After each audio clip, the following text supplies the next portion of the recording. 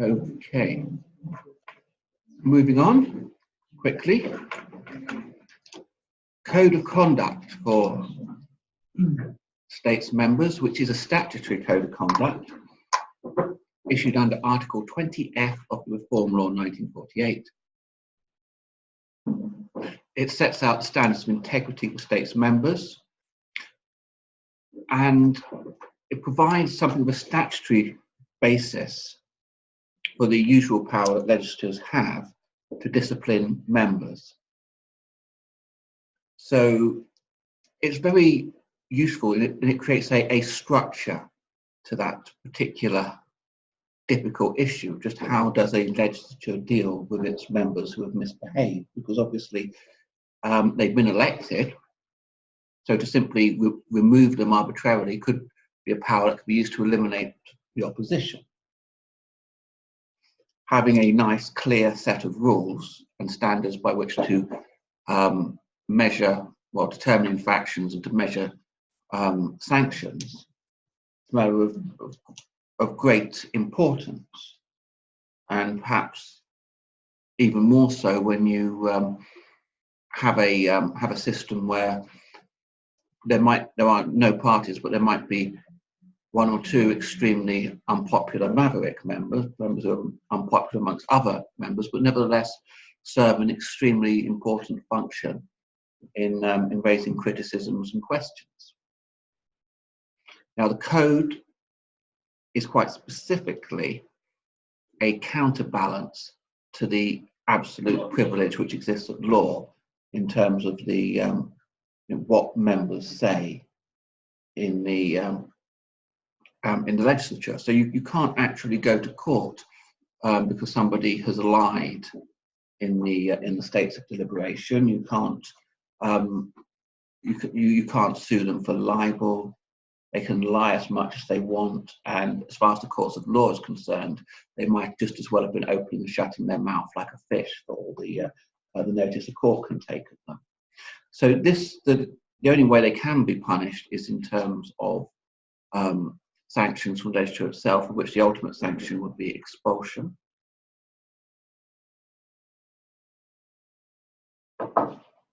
And the code of conduct are the rules for doing so. Currently on the review, as it presently stands, I think any member, certainly if they were resulted that they can be expelled from the assembly, they would have quite strong grounds to argue that actually it wasn't a sufficiently independent body, not least the chairman and vice chairman are former states members themselves on a comparatively recent past. So I think it's not sufficient. There isn't that sufficient space between them that they would say, yeah, I certainly the person that was adjudicated against me, I sat next to for 4 years in the assembly, and we never got on then. But the problem is. And the problem is quis custodes ipsos, who will guard the guards themselves.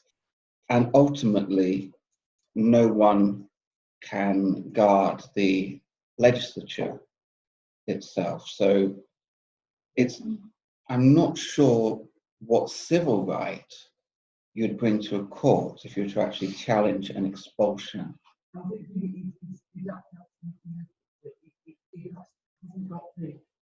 That moral conflicts, and equally the flip side is that the public, well, of course, they serve the non-sized class. Yeah, so they've been scratching each other's back. It's always imperfect, just as you have in the UK, the Ian Paisley Jr. Yeah. What he doesn't seem to even bother to try and put up a defence for would in corporate life, be a director's disqualification and quite possibly a prison sentence under the Bribery Act. Because he's an MP, the most that could be done against him was to suspend him for 30 days, and there's recall legislation. But ultimately, there are no great sanctions. And you can imagine that in the current House of Commons, if 10 people were to do something which logically required their expulsion, their party would be very loath to lose MPs, which are so important to either challenging the government or forming the government's majority. There's never a good answer to this, but this is the current answer.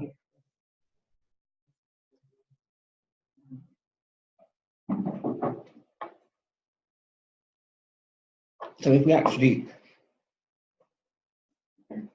the review was to last long enough time, the review itself would find its way into the study guide and then actually form the basis of a question. But I think it would be kind of unfair to do anything more than the name checking at the moment. It's possibly one of those filler questions that you see on past papers. Yeah, I always think of using Astron as a test bed to see if they come up with any bright ideas for something which Yeah, I mean, you could have a question like so-and-so concerned citizen wishes to start a private prosecution against a member for taking money to ask questions advised, which the answer, there's no such thing as a private prosecution. You can't be prosecuted for it because it's absolute privilege anyway, but there is a code of conduct. So if you can, that's the whole art of question setting, is to drag in as much ideas and to put you through your mental and memory paces. Legislative Select Committee, touched on earlier. These are the particular points of interest here in the study guide. Basis is statutory and it has statutory roles. It's not just a way in which the state organises its business. It can order the immediate or early enactment of an ordinance if necessary or expedient, and the ordinance must be put then for state's deliberation as soon as possible. That's section 66 area for the formula. That quite often does creep into the Bailiffs Paper. That was 66 again, but well worth being across section 66 as that sort of mechanism of being able to really bypass the policy letter, the drafting instruction, and that's to go straight to the enactment. How do you think of circumstances where they use that legislation? It's used quite a lot in the run-up to the commencement of the human rights law, because we kept tripping over bits of legislation that were not human rights compliant, and really we needed to get changed quite quickly.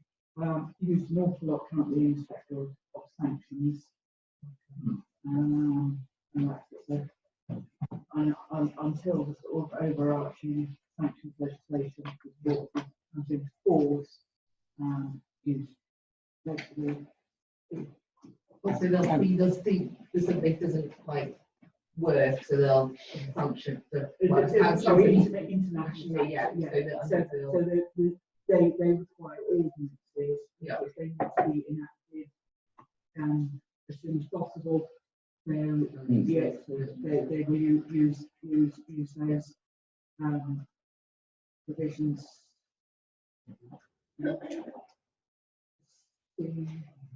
Oddly, there's coming up for December. There's a chemical weapons restricted measures ordinance.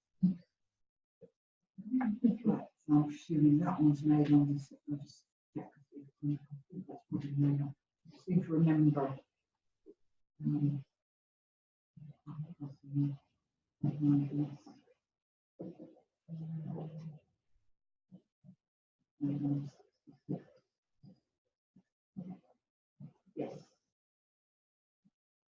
Yes, that's made on 66. So that's the sort of those things that can't wait. To go through the usual process. Yeah. the UK's Human Rights Act has a procedure whereby remedial legislation can be passed in advance of any parliamentary scrutiny, but it then, after this, has to be put before Parliament as quickly as possible. So it doesn't surprise me that you have the human rights area as one of the examples.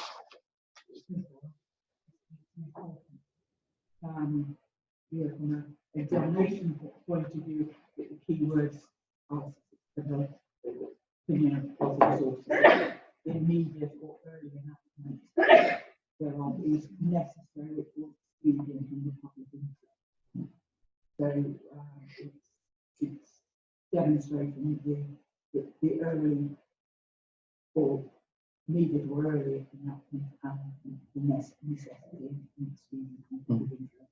When necessary and expedient in some Jersey legislation has been read very widely. Well, it's been read widely in terms of legislation which would be used by the states itself to pass, whereas this is for somebody to pass without reference to the state, so it would be read narrower.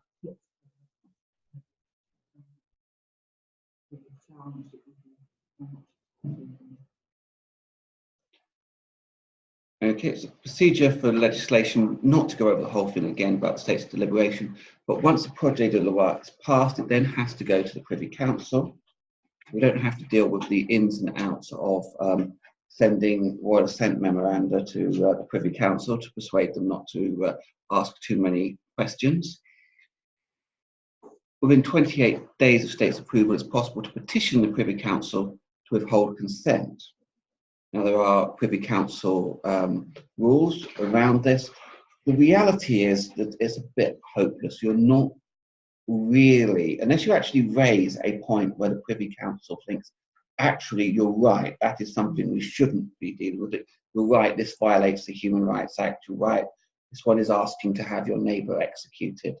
Unless you've got something like that, just the Privy Council is not going to be drawn into the rights and wrongs of insular legislation. So people send their petitions and their petitions get knocked back. I mean, when was the last time anyone's got anywhere? I mean, other than the Barclays, doubtless have had some success around the Privy Council. The last one happening here when in the 60s, when some of the feudal dues were abolished and there hadn't been any compensation, and the Privy Council would say that there should be compensation. There was discussion on that, I think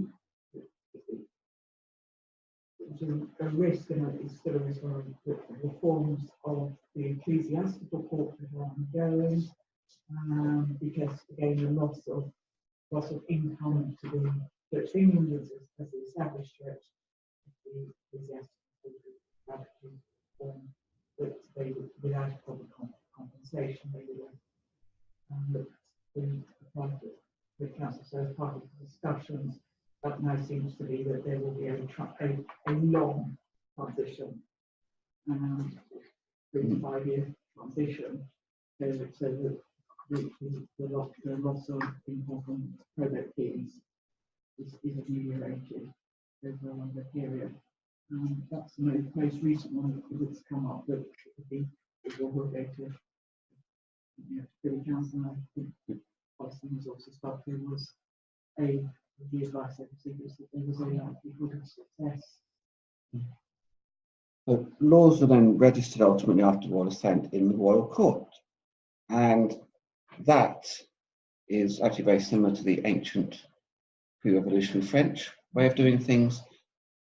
Laws, until they're actually registered in the royal court, they can't have effect, and they will take effect according to the terms of the commencement provision of the project itself, which may say will take effect within 7 days after registration, or it may require a further act of the state's deliberation to pass, saying we commence this particular procedure. You can have very flexible commencement provisions, which can allow different parts of the law to be commenced at different times and for different purposes, and particularly when there's a great amount of choreography involved and passing of secondary legislation. That's quite useful. I think your interpretation, new interpretation law has a significant amount on it, and that's in the study guide. In fact, it's 2 slides time as well. Judicial review of legislation, which we'll come to later. It is possible to judicially review the royal assent. That's the particular phase of operations which is vulnerable to judicial review. Otherwise, once it's passed, it's a primary piece of legislation which can't be subject to judicial review, can be subject to challenges under human rights law, which we'll deal with them later.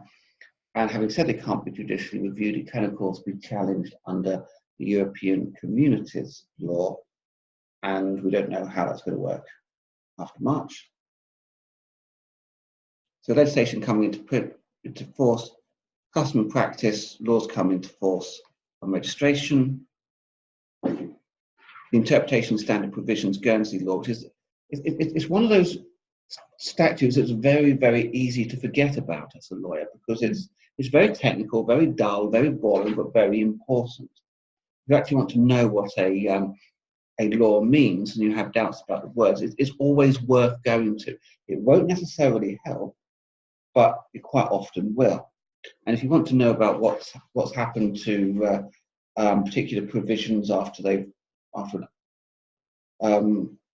consolidation provisions, whether particular regulations are still valid after the original law was repealed and replaced, it can be quite useful there as well. So Section 9 of the law allows for administrative provisions to come into effect earlier, which I would have thought could be done in any case, if you had a specific enough commencement provision, but presumably, and half the reason for having an interpretation law is that quite often people don't think about these things first. They forget all about the need to have a choreography after something is registered, and then they think, oh dear, we either have to bring the whole of it in or none of it in, and bringing the whole of it in doesn't work. So an interpretation law essentially helps to reinterpret a law in a more benign way, deal with predictable issues.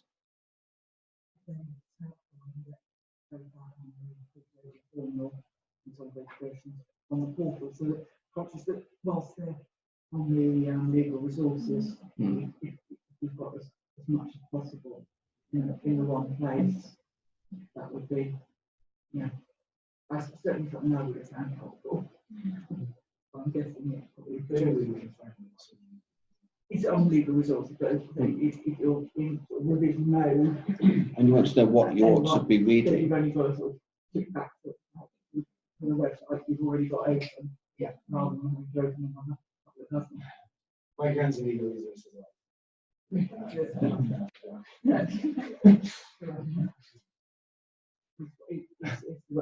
It's my default web page. And I remember when I joined in Jersey, and I was working for the legislation project team, and one of the law draftsmen said, well, of course you would have been, been looking at the interpretation law and just thinking, that's a really good idea. And it's so easy to forget about these sort of technical statutes. But that's for us, it may be quite hard to come up in a big way in the actual exam itself. But as a bit of knowledge to take into practice, I think high awareness of that statute is important. Freedom of information. No freedom of information legislation. So Tony Blair would be pleased when asked, did he have any regrets? Any regrets? Was there anything you did at all in your 10 years in office that you regret? And he talked about passing the Freedom of Information Act. Well, other people might have different ideas of what's regrettable about them, but that was That was his response. Now, what exists in Guernsey is a code of practice on access to public information. So the core principles, a presumption of disclosure, a corporate approach, culture of openness. I'm not exactly sure what is the difference between the first and third of those. I'm not sure what's the difference between the first, the third, and the fourth of them. Proactive publication, effective record management. Well, effective record management is actually important because if you don't actually keep things well, you can't actually find them if someone wants to see them. This means that if someone was to ask for the contract of the chief executive of the States of Guernsey, and the chief executive didn't want to give it, and surprisingly enough, the civil service under him said no, there wouldn't be a law to actually back up any complaints. There's no appeal to an information commissioner who would have the power to say, no, you have to do it. There wouldn't be then onward appeals up into the royal court and the like. It's dealt with more informally, and the sanctions are essentially political, and providing it works well enough, then presumably no one will get round to passing a formal law on the subject. Is there one in Jersey? Yes. Yeah, I'll get the practice I've added to the portal, but gov.gg/information. So in Jersey, it's because there is a structured law and there's an appeal to the information commissioner that we now know some extra stuff about the chief executive's contract. Although there's quite a lot of black bits which cover possibly interesting stuff. No one will ever be happy entirely on the subject of freedom of information, because whether something is a breach of privacy or a suppression of information is almost entirely going to be aligned with your own personal political outlook and prejudices. So when Tony Blair thought there were all a bunch of Tories in the civil service, I want to know what's going on, he thought freedom of information was a good idea. After he'd been in charge for a time, he thought it was a bad idea. What a surprise.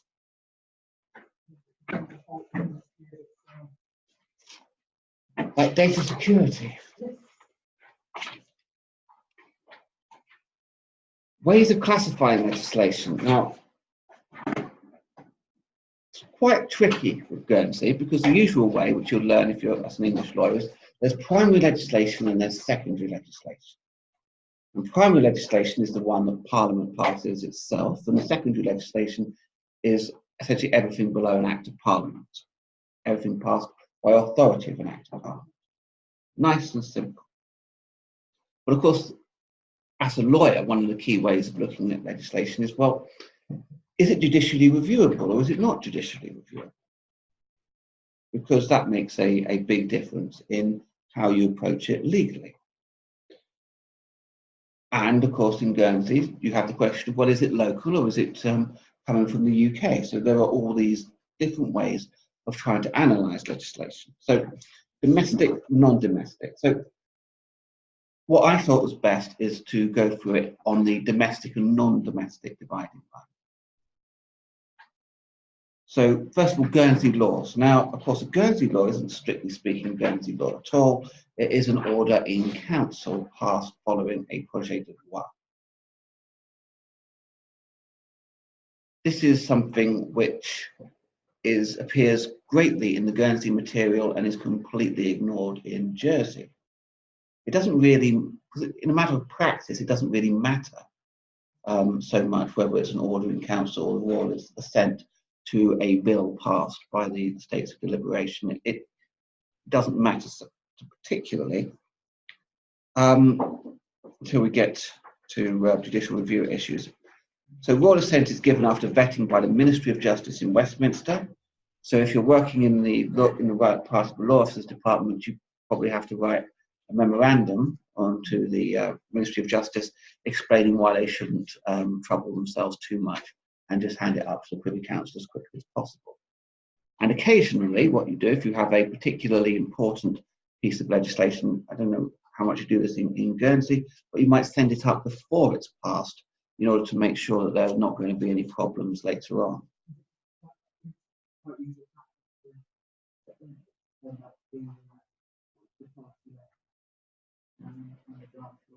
Hmm.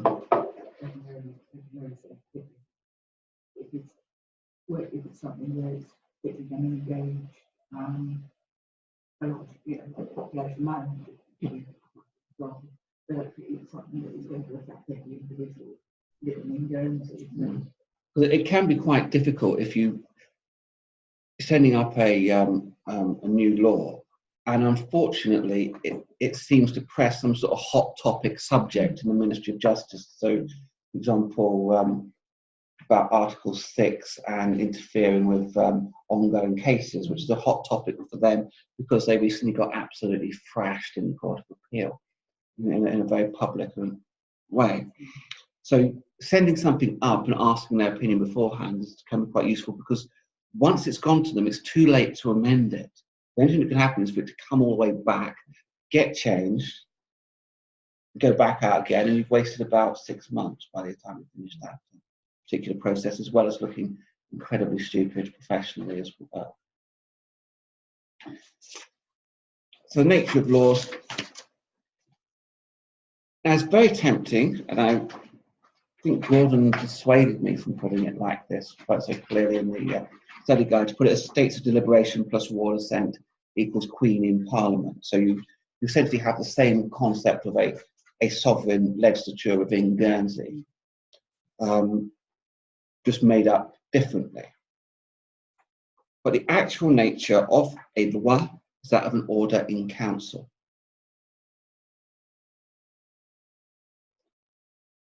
Again, technically not that different to an Act of Parliament. If you read an Act of Parliament, it was enacted by Her Gracious Majesty, Queen Elizabeth II. If you go back far enough, Acts of Parliament were passed by petitions to the Crown.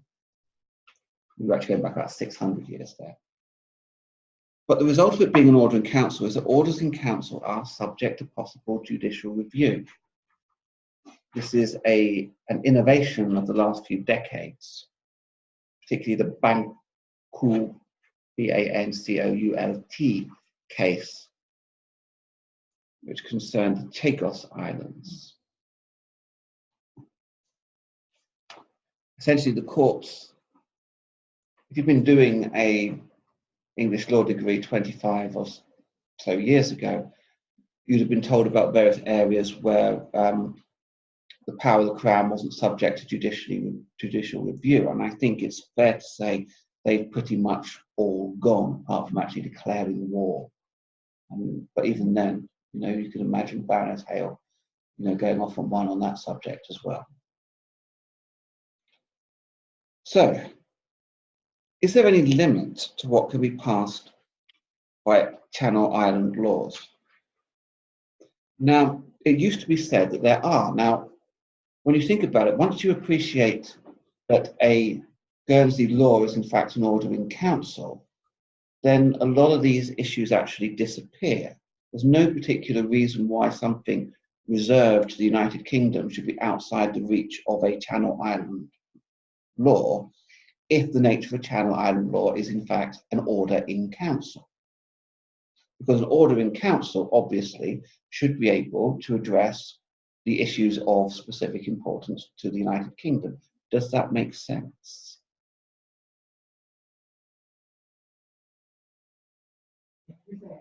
Okay. Well, Mr. Bois, former bailiff, said there are certain issues which are UK issues.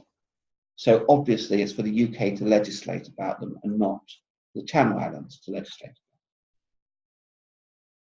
So we talk about extradition, customs and excise matters, the armed forces. The UK should legislate for them, for Jersey. But how would the UK legislate for them? Well, one of the ways in which the UK would legislate for them would be by order in council. What is a loi? It is an order in council. It's an order in council that's passed at the behest of the Channel Islands, of Guernsey or Jersey, or indeed Orkney and Sark. All the Channel Islands send out projet de loi. So why should there be things that fall outside the remit of a projet de loi? If it's an order in council, projet de loi is just another order in council, but one passed at the behest of the relevant Channel Island legislature. So if the Channel Islands say, we would like to pass a law on extradition, then why shouldn't the United Kingdom be able to say, we agree by order in council what you wanted in extradition is now the law. After all, the extradition has been dealt with in that way in Jersey. So is that because of this checking mechanism when it's going up? yes, I mean it would be different if it was a unilateral power. So what you effectively have here, subject to the question of whether it's constitutional for an order in council to be passed subsequently that's contrary to a Guernsey law, is a classic case of primary legislation, the democratic legislature plus the royal assent, restricting a prerogative power. As the holder of the prerogative is party to that decision, there's no fundamental reason why that should be impossible. Because to say there's a limit on the power is really to say there's a limit on the power of the Privy Council to accept limits on its power or to accept propositions from the Channel Islands themselves.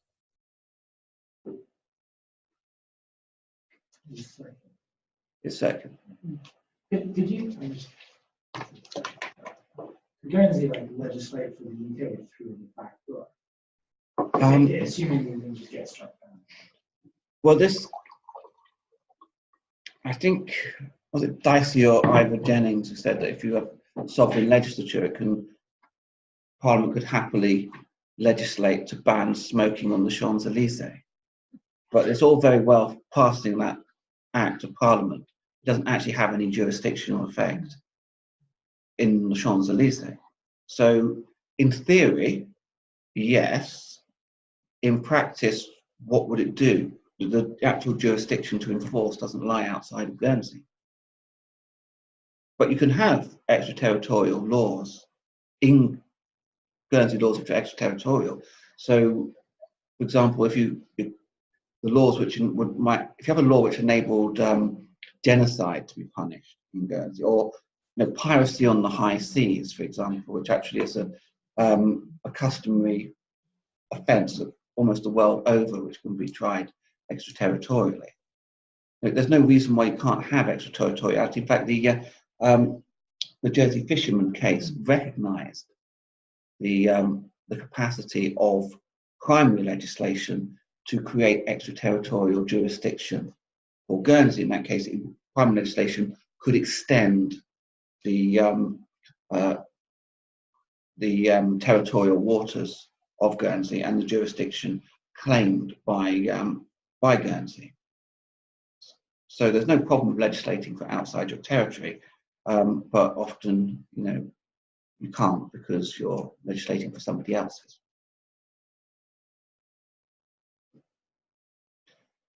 So are there any actual reserved matters? Well, merchant shipping, there's now a Guernsey law for it. And that Guernsey law actually, on its face, repealed previous UK Acts of Parliament applicable in Guernsey, which is very interesting because if Guernsey was truly subject to parliamentary sovereignty, that would be simply impossible. But I think people just weren't on the lookout for legal constitutional technicalities when that happened.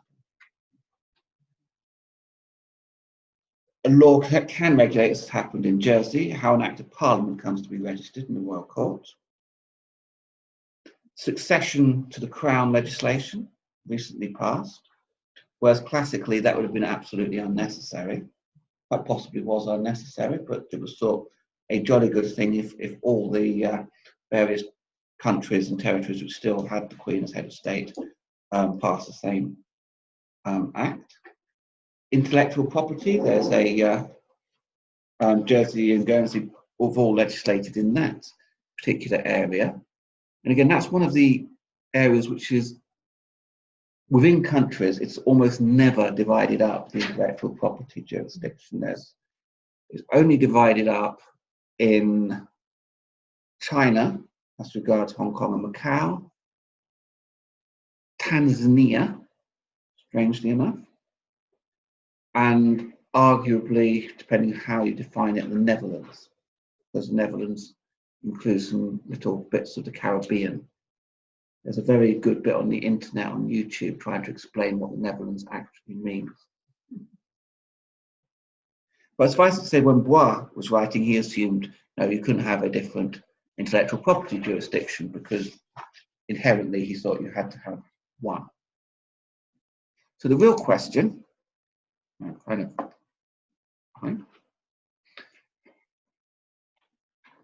would the United Kingdom withhold royal assent? Which then leads to the immediate question of could that decision be successfully challenged in the courts? Now, the fact that the United Kingdom had allowed a law to pass does not mean it has agreed to accept any project de loi in the relevant area. It could just be that it's agreed to that particular project. So the fact that the UK has agreed to the extradition law of 2004 in Jersey doesn't necessarily provide carte blanche for the Channel Islands as a whole to legislate how they wish in the field of extradition.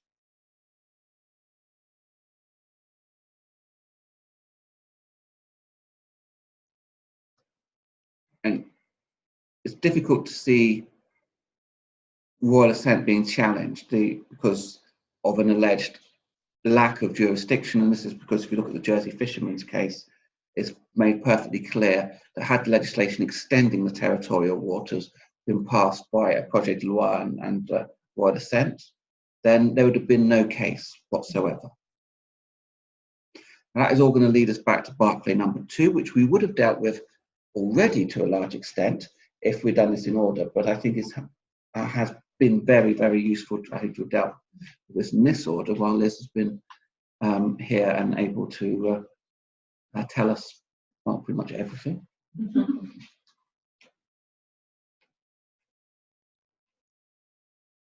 An interesting thing which doesn't leap off the page, but is important to note because there I was when I was originally writing this, and I would just write down everything that's a Guernsey law, partly just to save myself the time of putting in bailiwick of, without particularly engaging my brain to realise that actually that was an important couple of words, because there are laws which are laws for the whole of the bailiwick.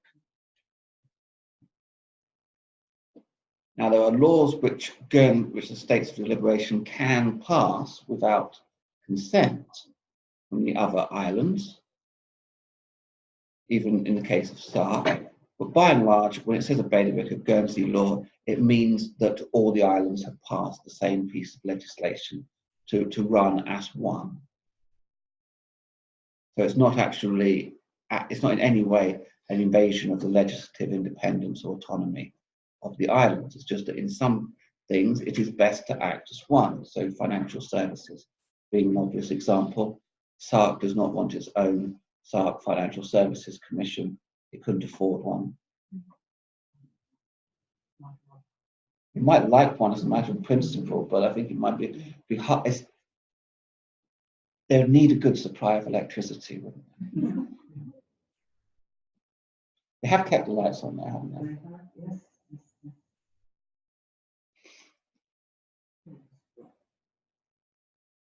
So the second part of domestic legislation, ordinances. Now this divides up into two, nice and neatly. which actually nice and unneatly, because one part of ordinances is of quite narrow interest and deals with minor things. The other part of ordinances is only just a little bit behind Code de Loi in terms of importance. So historically, the Royal Court could legislate for the vaguely described good government, surety and quietness of Guernsey. It's a vague, undefined power. Couldn't not change customary law or other legislation, which actually is a very, very severe restriction on the use of this power. We have an equivalent sort of legislation in Jersey, and it's largely used for entertainment licensing. One year.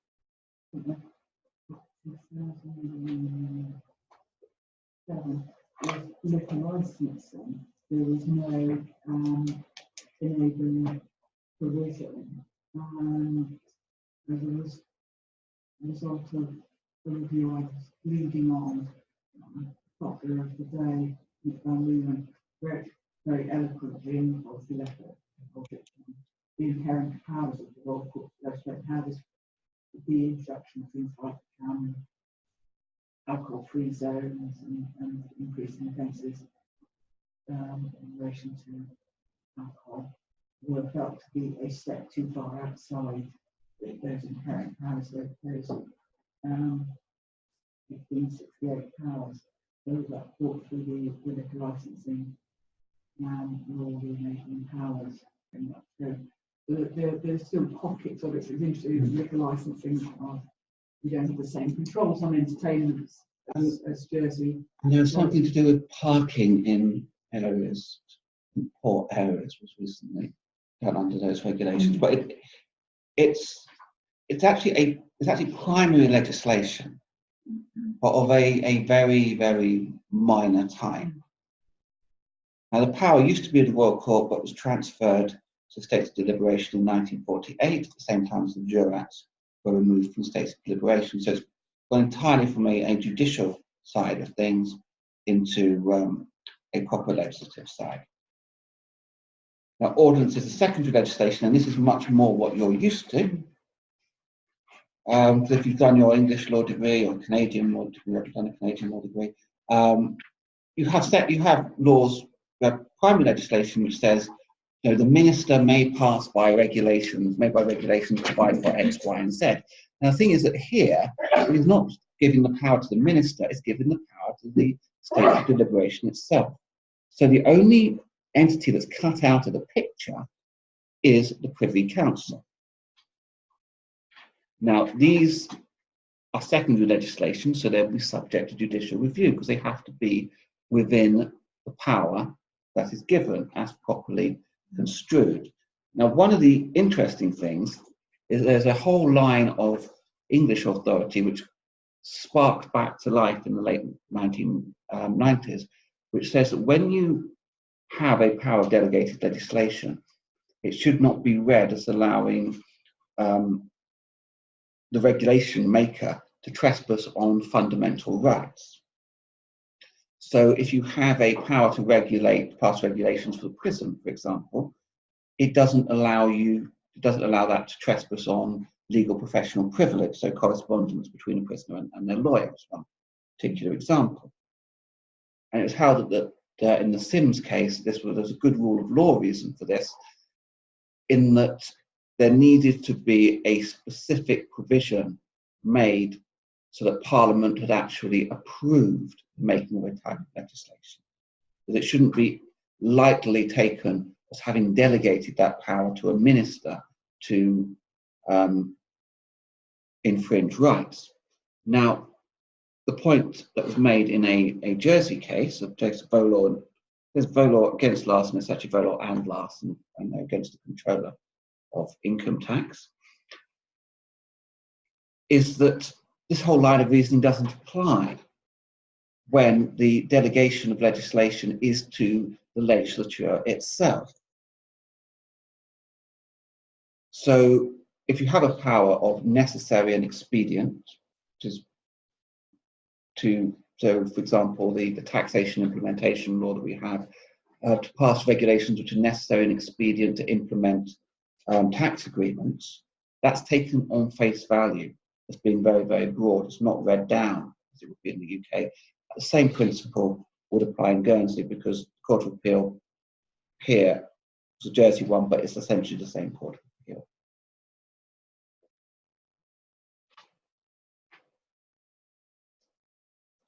Does that make sense?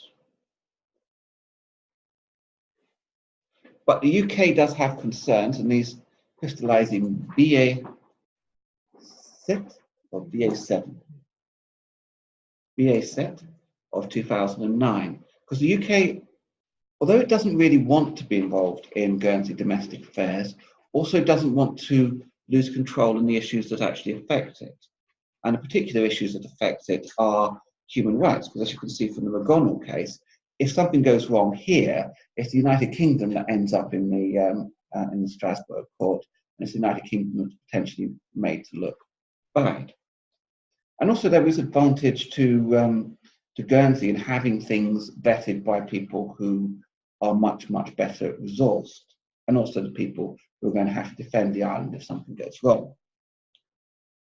So the UK took exception to a galloping approach of creating legislation which was essentially enabling legislation, gave carte blanche to the states of deliberation by ordinance to legislate. So the parking, fees and charges enabling provisions, Guernsey law, royal assent was refused because it had far too broad an enabling power.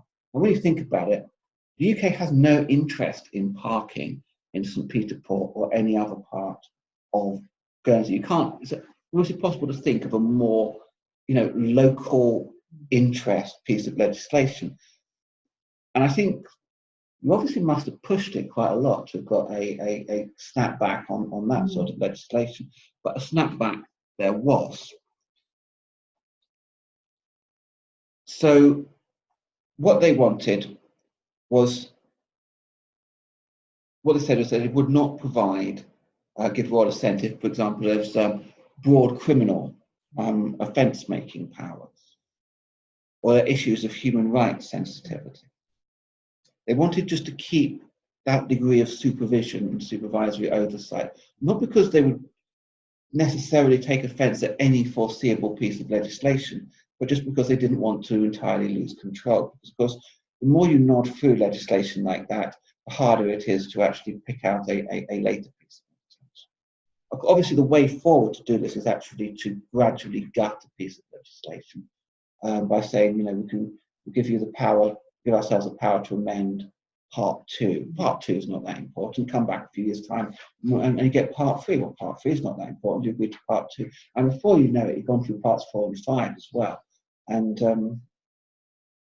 problem was it was perhaps a little bit too in your face at this particular. Were wide and thin, to say the least. But we've never had any problems with pensions legislation being very broad. There was a case with our motor traffic law 1936 was pretty much entirely replaced by regulations in the early 2000s. So it has been pushed on both islands, but the snapback came from Guernsey, and you could be sure that we did notice, and we do take it into account, and we do try and avoid the same snapback. Secondary legislation is what we talked about earlier. This is where something goes to the executive. Regulations, orders, rules. And again, it's important to get the terminology right. Not so much because I'm not sure exactly what is the real difference between a regulation and an order. I couldn't find that. I think it's more, it's like some legislation refers to a regulation and some refers to an order. Thank you. Well, I'm glad that explains why I couldn't find any distinction. Rather than it being historically, lost in time. So UK legislation, a pure use of the royal prerogative, as descended from the original capacity as Duke of Normandy. Obviously, no longer the Dukes of Normandy, because that went in 1259. But in reality, not used without insular consent, and we'll see tomorrow the 19th century Privy Council cases where attempts to legislate by order in council without consent were challenged in the UK, and without deciding that there was legally no power, the Privy Council said it was something that should not be done, being unconstitutional. So you might say it looks, on one perspective, that the UK legislating in this way is a little bit like the Queen suddenly deciding to deny consent to an Act of Parliament in the UK. Because it looks like that from perhaps a purist Channel Island point of view, although sometimes the UK can get carried away even now with its sense of its power, but we'll deal with that tomorrow. So in practice, orders in council are registered in the Royal Court of Guernsey, and there is an open question where it could theoretically still be done without registration. Could the Royal Court be ordered to register an order in council passed without consent? Again, this is something which historically, by historically I mean going back centuries, has happened. If the Royal Court is taken to be like the ancient parliaments of France, which is not necessarily a bad parallel, it was always possible for the monarch to turn up in person and register. So it's unclear why it's necessarily impossible to order a registration. Acts of Parliament. Acts of Parliament will find a murky subject because there's no real good constitutional reason why an Act of Parliament should have any authority in the Channel Islands. And we'll get to that tomorrow. They're usually extended by order in council pursuant to what's called a permissive extent clause. It basically does what it says. It says the Crown, by order in council, can extend various parts of this Act to the Channel Islands. Or, which is rarer, an Act of Parliament can expressly state that it applies to Guernsey. And there are parts of the recent anti-sanctions and anti-money laundering bill which do indeed do that, and there are parts which have a permissive extent clause. And it follows that UK statutory instruments may apply to Guernsey if the Act of Parliament allows it to. Royal charters, again, they're not really important legislatively now. The simple reason that that sort of pure act of royal power doesn't create law anymore and hasn't really done so since the Revolution of 1688. The old charters are largely confirmed by the Bill of Rights in 1689, but the rights that are actually important, which actually had legal importance before, have largely been transferred into actual legislation, such as, for example, the customs rights. Now, the Elizabethan one was, Elizabeth I one was mentioned in the preamble to that particular law, but again, that's not the same as saying it had any legal effect. It's more or less saying we've always been recognised as having jurisdictional autonomy, and so we need to a reciprocal judgments enforcement legislation which respects that autonomy. Because obviously, if you simply have to do what other courts say without any sort of legal mechanisms or domestic legal mechanism, then you're not a separate territory. Right. We have 10 minutes to go. I think actually the next one we can do in about 5 and then we'll finish. So we can do about 2.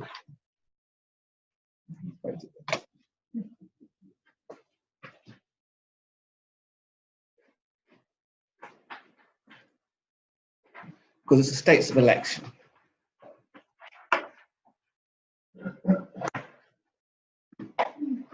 Basically, it does very little. It elects the jurats. It's an electoral college. It used to have far more people to elect, so it doesn't really elect anyone in now. So you've got a nice membership: bailiff, jurats, rectors, law officers, people's deputies, and douzaine representatives. And they all get together and they vote for someone to be jurat, someone who's probably from the good and the great of the island. And that's all it does these days. So it's nice to give it a roll. It's for the jury, so is that just a proposal of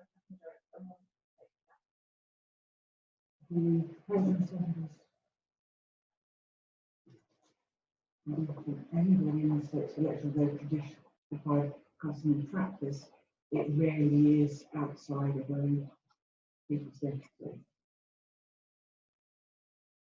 So it's usually two deputies that are proposing a second in What's that term? they're elected until their 70s, so they serve until then their term can be extended 72, and thereafter they could be appointed as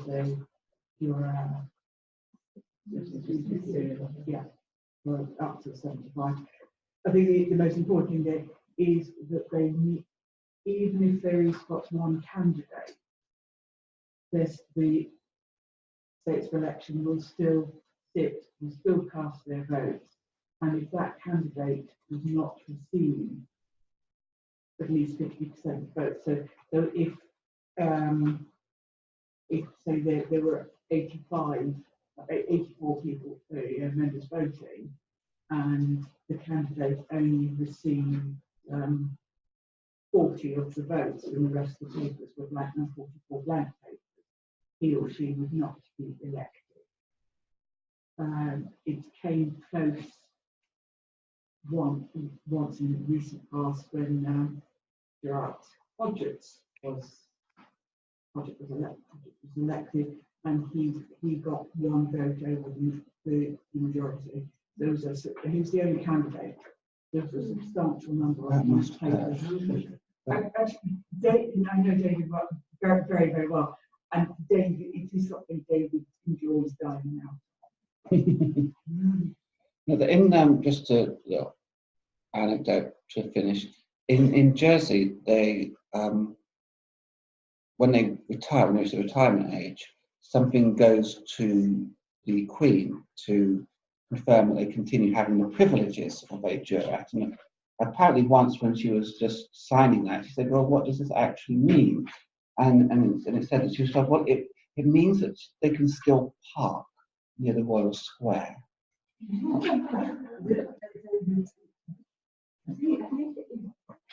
Locally, probably means that they don't have to pay for bank cards, so it can still say jurat. I haven't looked at the revamped or revamped their website, but they did initially change their website to include jurat as a title. After much pressure from the jurat. So when did that happen? When already first set up their online booking, they were affected. I don't know anything about how to look at the revamp their website. They would do the same right to the car park on the weekend. That's the one behind the Oddfellows Hall is what they use on the weekend. Trying to work out how to put it.